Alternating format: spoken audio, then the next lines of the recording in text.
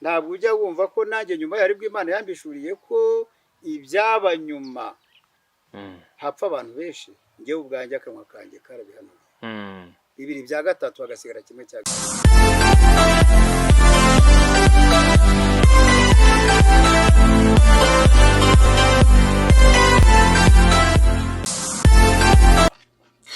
Reka bifurize ibi byiza mwese mukomeje kugenda mubana na Kame TV Rwanda. Amazina yanjye ni Chris Kame Ezno. Tumaze iminsi tuganira ku bintu byinshi bigiye bitandukanye, tugenda tureba byinshi bigiye bitandukanye, ariko uyu munsi nkuko nababwiye hari uburyo tuzatugenda tuvuga ku bintu biba byagiye bivugwa ku mbuga nkoranyambaga, tukagenda dusengura ibintu bimwe mu buryo bumwe cyangwa se ubundi. Reka nagace gatoya ngira ngo mumaze kumva agace gatoya, ariko reka manze mashyiramo iyi video mumanze muyumve, mwumve ubu butumwa, then turebe kuri ibi bintu ubundi mbabwire.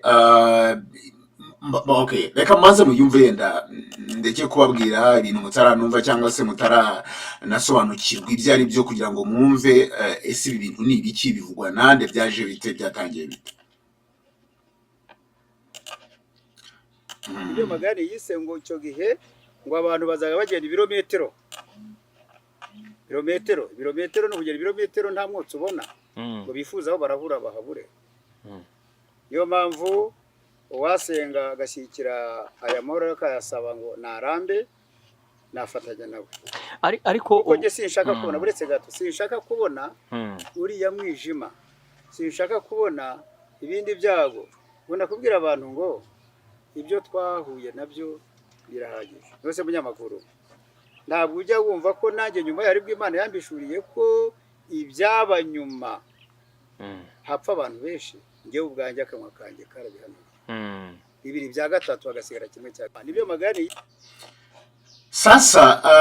Ngira ngo uyu muntu wese muramuzi, twese turamuzi, nanamushyize muri screen murabibona. Yitwa Meshake Gatabazi maybe. Uyu ni umuhanuzi w'icyatwa wavuzwe igihe kinini, ndetse avuga ko yasigariyeyo magana. Abantu twese turamuzi, tuzi ibivugwa ko yahanuye. Hari benshi bashyiramo umunyu mu bivugwa ko yahanuye, hari abigabanya se, hari ababyongera se, bitewe nuko buri wese ashaka kumva ibyo bintu. Icyambere Meshake, icyambere afite, yena muzajye munareba ibiganiro by'umuhanuzi, afite icyo bita Meshake TV. Bivugwa ko ni nacyo kiganiro gisa naho cyarebwe cyane kuri YouTube. Bivugwa ko yahanuye ko muri Afrika cyangwa se muri Afrika ngo agiye gupfa abaperezida, ngo ndetse ngo n'abantu ngo ibyamamare barimo abavuga butumwa. Icyakora amaze kubihanura mu gihe kitarenze iminsi ngahe, hahise haba ko umuvuga butumwa witwa Theogene, Imana mukomeze kumworohereza, yahise yitaba Imana. Benshi baravuga ati ibyo ari byose bw'abuhanuzi bwa Meshake burakora koko, ni magane wasigariweho. Ariko Meshake hari ibintu avuga ko we yahanuye, ndetse ngakaza no gufungwa. Mu kiganiro yakoranye na Theo, nawe Imana ikomeze kumworohereza ahantu ari imageragere, bakoranye, nibwo yavuzemo ibi bintu by'uko ngo mu Rwanda haramutse habaye ibindi bibazo, haramutse habaye indi jenoside, ntabwo yavuze jenoside, yavuze ko ntibizakurikira, yenda ubwo simbizi, ariko yavuze ko ngo hapfa bitatu bya kane. Noneho turaramubwira ati se ibintu ujye bihanura. Aravuga ati nigeze kubivugaho, ati yari n'ubutumwa narinjyanye kwa perezida, ati oya yahanuye ibyo bintu, ahanura umukuru w'igihugu, hari ibintu byinshi yagiye ahanura, ngo ndetse ngaza guhamagarwa, ajyanwa no mu nkiko, ngaza gufunga ukwezi, ariko nyuma baza kumurekura, ibintu bigenda neza. Meshake umuhanuzi witwa Theogene mu minsi ishize numvise ko nawe cyangwa se ikiganiro none nakibashyiriyemo, ari kuvuga ngo Meshake ntabwo ngagihanura. Nubwo uramuhanuzi nawe hari abamushidikanya bakavuga ko ibyahanura ari ibinyoma, ari ibiki, ariko hari ubuhanuzi we yatanze aravuga ngo Meshake ntabwo agihanura, ngo Imana ngo yabaye umuhanuzi w'ubwoba, ngo ruhango mbere yarahanuraga agahanura ibihari n'iby'Imana imubwiye, ariko uyu munsi ngo atinya kubivuga, ngo yabaye umuhanuzi w'ubwoba, ngasigaye aca mu marenga ibintu nk'ibyo ngibyo. Noneho aza no guhanura avuga ngo Meshake ugiye gupfa. Muze kureba ku kiganiro kimaze reka ndebe, kimaze hafi iminsi 6 kuri channel ya Meshake. Reka ndebe kimaze iminsi ngahe icyo kiganiro kimaze. Yes, kimaze iminsi 6 gifite ngo cyanditseho ngo birasohoye kandi umuntu wese aha azaba ari azamenya ko umuhanuzi yabivuze. Muri icyo kiganiro muze kora mu comments, hari abantu bagiye banabwira Meshake ngo wowe ugiye gupfa, ngo ndabona ko ugiye gupfa. Noneho Meshake nyuma yuko uriya muhanuzi amuhanuriye, Meshake nibwo atangiye kuhanura ati gusenga, ati ndabona Imana ndetse ndabona ibintu bigiye kuba. Ariko nanone haraburira kuri ibyo bintu bakavuga bati mu Rwanda hagiye kuba ibintu bibi cyane, ati ntambara, ati iki. Kuko na Meshake nubwo abizimiza aravuga ati nugushakira amahoro akarere, nugushakira amahoro iki. Nawe uyoboye ko muri Kongo hari kuba intambara, ndetse n'abantu bavuga ngo nabahanuzi cyangwa bagendera kuri ibyo bintu ngo byamagane. Hari ibyo bavuze baravuga ngo mu buhanuzi ngewe nasomye bo. Ariko nanone mwumve neza, abantu bagiye bandika ubuhanuzi bw'amagane bagashyiramo ibindi bintu byabo. So niyo mpamvu umuntu atavuga ngo magane kuko nta wari uhari. Meshake nawe uvuga ko babanye, ni yenda ibyo avuga umuntu ashaka kubyumva kuko avuga ko babanye, ariko abandi nta muntu uvuga ko babanye. Mu buhanuzi rero bwanditse ku mbuga nkoranyambaga, cyane cyane byandikwa n'abantu badakunda u Rwanda, n'abantu batifuriza u Rwanda ibyiza, abantu bashaka gutera abantu ubwoba cyangwa se ko abantu baba mu bwoba. Baranditse ngo Magana yaravuze ngo ubwo ingabo ngo z'u Rwanda ngo zaba zigiye muri Kongo, ngo nibwo ngo mu Rwanda ngo hazaba ibibazo, ngo ndetse ngo hakabanga ibintu ngo biteye ubwoba, ngo Imana ikavuga ko ngo ibyabaye ngo muri jenoside yakorewe Abatutsi 94 ngo kara gatonyanga. Noneho bagaca bihuza rero ni intambara ya M23 na Republika Demokarasi ya Kongo, bakavuga ngo hari igihe ngo bizageraho n'u Rwanda ngo yenda FDLR na Kongo bikarushotora ngo u Rwanda rukaba rwakohereza abasirikare. Gucyo gihe ngo noneho ngo nibwo ubuhanuzi ngo buzaba bigiye gusora. Ariko ngewe ikintu mbivugaho, ntabwo mpinze ubuhanuzi, ntabwo mpinga ubuhanuzi pe mu nyumve neza, nta nubwo mpinga abakozi b'Imana. Ariko nanone hari ikintu tuvuga, birashoboka ko umuntu ahabwa ubuhanuzi, birashoboka. Nicyo ngewe nigeze mfata telefone mu magarura umuhanuzi bita Theogene, naje kumwandikira kuri WhatsApp, mbona ntabwo yari yashyizemo utuntu twanditse ngo uri mwandikiye message agatsinda kuyibona, ihita nyine birisiba, niba ari ngisa masa 28. So ntabwo yayibonye, nza gufata telefone ndamuhamagara, turaganira akanya kanini. None ndamubwira ati se ko hari abantu bavuga ko ibintu hanura bitari iby'Imana, Imana itaba yagutumye, ubivuga hiki? Ati Imana iba yantumye, ati abo ngabo nyine n'abavuna abo ngabo nyine, ati gusa ngiye Imana iba yantumye. Ngewe ndamubwira nti rero none se ko Imana ihanuye ugahanura ibintu bibi, ngewe niko nizera, kandi burya bibiri ubuhanuzi utavangiye ni Bibiliya. Imana ihanuye ikavuga iti bizagenda gutya, ariko Imana nayo itanga inzira, kuko yo byanga bikunda y'Imana yahanuye ikintu mirongo abizera iby'ijambo ry'Imana avuga ngo 80 icyo kintu ntabwo kiba kizabaho 80, kuko Imana yigihanuye berekanye ko ari ikintu kibi, ariko ibigiye gutanga ubundi buryo icyo kintu noneho gishobora kukurwa, bagatanga amasengesho y'iminsi ikagira gute. Ntabwo twari twumva aba bantu bahanura ibi bintu, bari bavuga ati yenda babwire RGB sinzi ifite inshingano amatora mu nshingano bwati amatora yose dushyira mu munsi wo gusenga, dusengera igihugu kuko Imana yarisabye. Hari amasengesho y'abaye gusengera igihugu, ariko ntabwo ari Imana aravuga ngo yandi tuvuga ngo nkako kuri umuntu afite ibibazo Imana ikamutegeka amasengesho y'iminsi 2 iminsi 3. Ko tutari twumva bavuga icyo kintu, batanga proof hagati Imana yatubwiye bizagenda gutya, dore ibimenyetso ibi nibi, baraba bishinzwe ibi nibi, kubera ibi ngibi Imana tubwiye gutya tugiye gusenga. Ikindi aba pasiteri, nge nibaza impamvu aba pasiteri nanone tumva ngo twita ko bakomakomeye ndetse aba pasiteri nyine bibyatwa mu Rwanda, ntabwo bari bahanura ibyo bintu. Ibintu bihanurwa nabo kandi bera nabo twumva ko ari abahanuzi. Buryo mu pasiteri n'ubundi aba umuhanuzi, sibyo? Kuko arasenga ibintu bigakurwa cyangwa se bikaba gasengera abantu akabwiriza ijambo ry'Imana. So turibaza ngo kubera iki batari babahanura? None se nabo bihanura ko baterekana uburyo ki ibyo bintu byakurwaho, kuko Meshake mu buhanuzi yigeze mu kiganiro yahaye Theo yaravuze ngo Imana ngirarakaye cyane kora ko ngabanyarwanda ngo barabeshya ngo nta bumwe n'ubwinge buhari ngo turabekenya ngo niyo mpamvu Imana irakaye cyane ngo igiye gukora ngo yije n'umujinya mwinshi. So n'uyu munsi muri ibi bintu ngira ngo mubyumve neza, mwumve nibyo magane yise ngo icyo gihe ngo abantu bazajya bagenda ibirometero, abantu bazajya bagenda ngicyo gihe abantu bazajya bagenda ibirometero, ibirometero no kugera ibirometero nta mwotsi ubona ngo bifuza aho barabura bahabure.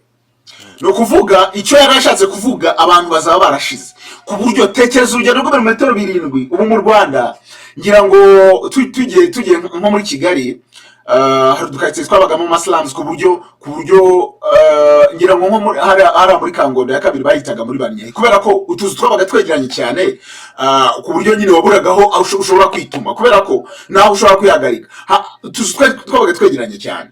So noneho mbwira noneho ngo bizagera igihe niba noneho mu Rwanda ahubwo abantu mu Rwanda kugira ngo bone ikibanza kubera ko nyine abantu benshi barabikeneye, abantu benshi ahantu hose harubatswe kugira ngo n'ikibanza birahenze. Ubu ikibanza kiri gukosha none icyo gihe uzajya ugenda ibirometero 7 bro, reka mubwire ibirometero 7 se nko kuva i Kigali ukagera nkaza Muhanga se bura sikurera aya nko kuva i Kigali ukagera Kamonyi se nta nzu kubona ngo nta mwotsi ngo nta nziri kubona nyine ngo inzu imwe iri nk'i Kigali indi iri Muhanga cyangwa se iri Kamonyi nuko mko bizabimeze. Yo mpamvu wasenga agashyikira aya mahoro akayasaba ngo narambe. Niyo mpamvu wasenga ngagashyikira ngo aya mahoro akayasaba ngo arambe nuko ngo aya mahoro ayu Rwanda dufite nuko ngo byari byo byose abantu bavuga bazimiza nuko ngo awe atekereza ko aya mahoro cyangwa se Imana yamubwiye cyangwa se mwiyerekwa yabonye ko aya mahoro dufite ashobora kutazaramba. Niyo mpamvu avuga ngo tuzisengera aya mahoro dufite ngo arambe. Ariko nkuru yanditswe kugiye ku itariki muri 2012 ivuga ku buhanuzi bwa Magane ndazi kubibashyira muri comment baranditse baravuga ngo Magayane yarahanuye aravuga ngo nyuma yahanuye ibyishwa rya Habyarimana birabahanura ibindi byinshi ariko nanaza guhanura ngo hari umutegetsi uzaza yobore, hari umuyobozi uzaza yobora igihugu amahoro arambe, umutegetsi azaba icyatwa ku isi yose, azaba icyamamare, u Rwanda ruzagira amahoro n'umutekano. So ibyo Magane yavuze ntawashidikanya ko atari ibingibi niyo mahoro yavuze.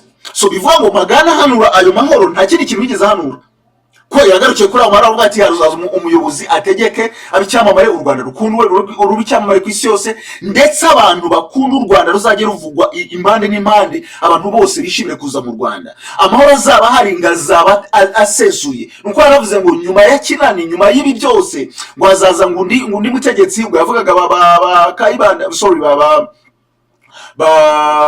Mbonye umutwa n'abandi ariko none avuga ngo hari umuyobozi uzaza yobora igihugu amahoro ahinde nafatanye. ariko uko sinshaka kubona buretse gato, sinshaka kubona uriya mwijima, sinshaka kubona ibindi byago. Ubona kubwira abantu ngo ibyo twahuye nabyo birahagije. Kweli ako kantu ibyo twahuye nabyo birahagije. Nuko ngo umuhanuzi ngiye uko ntagashaka ntekereza ko niba abantu bamwisi yerekwa uwo mwijima we yayo ubona gahenda gasinzira akavuga ati Imana yanjye yende Imana iri kumwereka akabona uwo mwijima akabona iki. Uwo muhanuzi wari kuvuga ngo ntabwo ashaka kubona uwo mwijima ugaruka, ntabwo ashaka kubona ibyago, ntabwo ashaka kubona ibyo twahuye nabyo. Of course birahagije. Niyo mpamvu abahanuzi nubwo birashoboka ariko none tuvuga ngo dushyireho nka Meshake rwose. Meshake ndakubwiye Meshake umuhanuzi abantu bizera banemera nk'umuntu uvuga ngo kuko abantu bose Magane hari abamwemera hari abatagira, ariko buri wese ntabwo ashidikanya ko Magane yahanuye, ntawe ubishidikanyaho. Magane yarahanuye kandi byavuze byinshi biraba. Yavuze iyicwa rya Habyarimana, avugwa ko azagwa mu mbyuko, avuga ko ari icyuma kizamuhinguranya, kiza guhanura perezida w'u Rwanda ngo ari icyuma kizamuhinguranya. Ibyo bintu byose kandi koko byarabaye. Mu mbyutso bavugaga ngo ni amasaka, sinzi kuntu babisobanuye, ibyo byose byarabaye. Niyo mpamvu Magane ubuhanuzi bwe bwemera. None niba Meshake ari nk'umuntu wagize Magane bivuga ngo hari public nyinshi imizera. So yakabaye n'ubu Meshake wakabaye itegura umuri kukubwira, wakabaye itegura umunsi ukavuga uti tugiye gusengera igihugu. ukabisaba ukavuga ngo tugiye gusengera igihugu kugira ngo ibyabaye ntibyongere kuko iby'abanyarwanda bahuye nabyo birahagije. amaguru ntabwo ujya wumva ko nanjye nyuma yari bw'Imana yambishuriye ko ibyaba nyuma hapfa abantu benshi, ngewe ubwanjye akanwa kanjye karabihanura. Bibiri bya gatatu hagasigara kimwe. Tuvugisha u Rwanda uyu munsi dutuwe na miliyoni, u Rwanda rutuwe na miliyoni 3 z'abantu, miliyoni 13. Nukuvuga ngo miliyoni 13 kugira ngo twumve bibiri bya gatatu kugira ngo wumve uburemere bwabyo, ubwo reka ndebe turafata miliyoni 13, ariko imibare yarangoraga, miliyoni 13, aha, kugira ngo tubone bibiri bya gatatu, ubwo turakuba kabiri ubwo turakuba gatatu, miliyoni 13 kugira ngo tubone bibiri bya gatatu. Nyagasani, reka nge imibare irananiye, ubwo icyo ngiye gukora ngiye kugabanya gatatu, none icyo mbonye ngikube kabiri, niko ngiye mbitekereje, kugabanya gatatu, aha, ugakuba kabiri, hazapfa miliyoni 8,666,666, miliyoni 8,666,666 n'abantu 686. Ubwo abo bantu nibo bashobora gupfa haramutse habaye ibindi byago. Jenoside ntabwo ari ibyago, ni jenoside yakorewe abatutsi iriya. Ubwo mashaki avuga ko ntimunyumve nabi, ntabwo mvuze ko jenoside ni jenoside yakorewe abatutsi mu Rwanda muri 1994. So meshake aravuga ati haramutse habaye ibyago hapfa bibiri bya gatatu. Ubwo no kuvuga ngo ni miliyoni 8,666,666 n'abantu 666. Imagine icyo kintu wazajya burangije. Tekereza uyu munsi abantu, uyu munsi nta muntu wifuza icyo kintu. Abakozi b'Imana ndabasabye, ababuhanuzi, abakozi b'Imana, mwe mukurikirwa n'abantu benshi rwose, musabe cyangwa se mutegure muvuge ngo tugiye gusengera igihugu. Amasengesho asanzwe abe gusabira igihugu, ariko noneho muvuge ngo ni amasengesho kwiriza kugira gute, kuko ari amasengesho yenda abantu bajyamo bakaganira ibindi bakagira gute. So ariko noneho tuvuge ngo ni amasengesho y'abakozi b'Imana yo gusengera igihugu. Tuvuge ngo ntabwo twifuza ko ibintu bizongera gusubira mu Rwanda. So navugaga kuri ibi bintu rero, abantu bagenda babihuza, nagiye mbona abantu babihuza ku mbuga nkoranyambaga bavuga bati mu byo magana hano birabaye, ati u Rwanda ari rwibeshya rukohereza abasirikare, ati mu Rwanda azahita ibintu bikomeye, ati bya bindi magana yavuze. Ibyo byose abakozi b'Imana, uretse ko n'abantu bari kubihuza ibintu bitari byo mu Rwanda. U Rwanda nta basirikare rufite muri Kongo, ntekereza ko rutanateganya kuboherezayo.